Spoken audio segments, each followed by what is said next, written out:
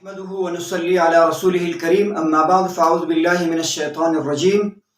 بسم اللہ الرحمن الرحیم وعاشروہن بالمعروف صدق اللہ العظیم۔ سورہ نساء میں اللہ تعالیٰ کا حکم ہے مردوں سے وعاشروہن بالمعروف کہ عورتوں کے ساتھ حسن معاشرت رکھنا ہے اپنے، تو مردوں کو چاہیے ہر حالت میں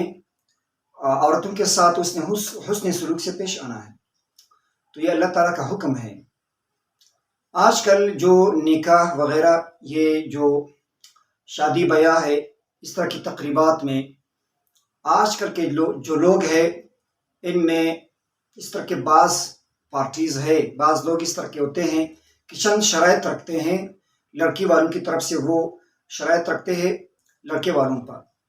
بعض ان شرائط میں اس طرح کے شرائط ہوتے ہیں جو بالکل سراسر ناجائز ہے، قرآن اور حدیث کے خلاف ہوتے ہیں،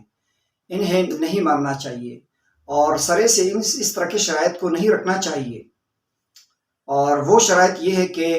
لڑکی والے اگر یہ اس طرح کے شرط رکھ لے کہ ہماری طرف سے یہ شرط ہے کہ اگر اس کی پہلی بیوی ہے تو اس میں اس کو طلاق دینا ہے، تو یہ غلط شرط ہے، ناجائز ہے، اس کا کوئی ویلیو نہیں ہے۔ اور اسی طرح یہ شرط رکھنا کہ آگے سے اس نے دوسرا شادی نہیں کرنا ہے، تو مرد کو پابند کرنا کہ آگے سے کوئی اور شادی آپ نے نہیں کرنا ہے،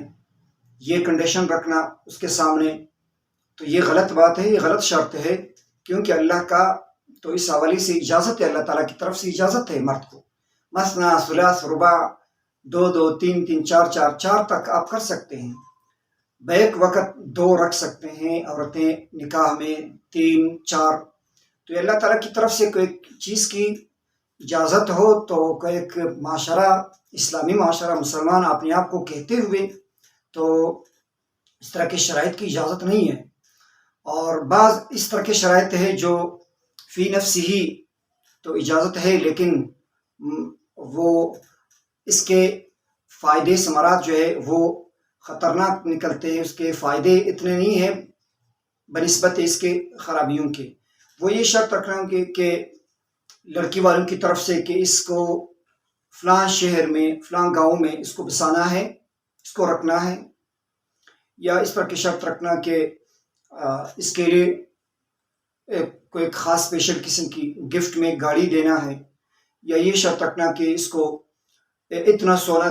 اپنے دینا ہے، یا اس طرح کی شرط رکھنا ان کے سامنے کہ مہر کے ساتھ ساتھ آپ نے فلاں شہر میں اس کو یہ بنگلہ دینا ہے۔ تو اس طرح کی یہ شرائط جو ہے یہ بھی اس بجائے فائدے کی خرابی کی طرف یہ جو جوڑا ہے ان دونوں کو لے جا سکتا ہے۔ تو اللہ تعالیٰ کی طرف سے تو یہ ہے کہ بالکل سیدھا سادہ طریقہ سے نکاح ہو کر جو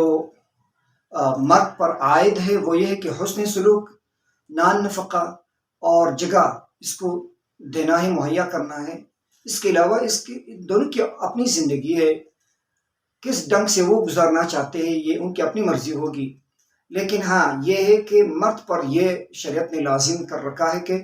آپ نے نان نفقہ کی پابند ہے بیوی کی، اور اسی طرح اس کے جو گھر ہے، جو مناسب جگہ ہو جہاں پر اس کی عزت محفوظ ہو، عصمت محفوظ ہو، تو یہ شریعت کی طرف سے ہے۔ باقی اس طرح کے لوازمات رکھنا، اس کے ساتھ یہ شرط رکھنا، یہ شریعت میں اس کی کوئی ویلیو نہیں ہے، حیثیت نہیں ہے۔ اللہ تعالیٰ ہمیں سمجھانے کی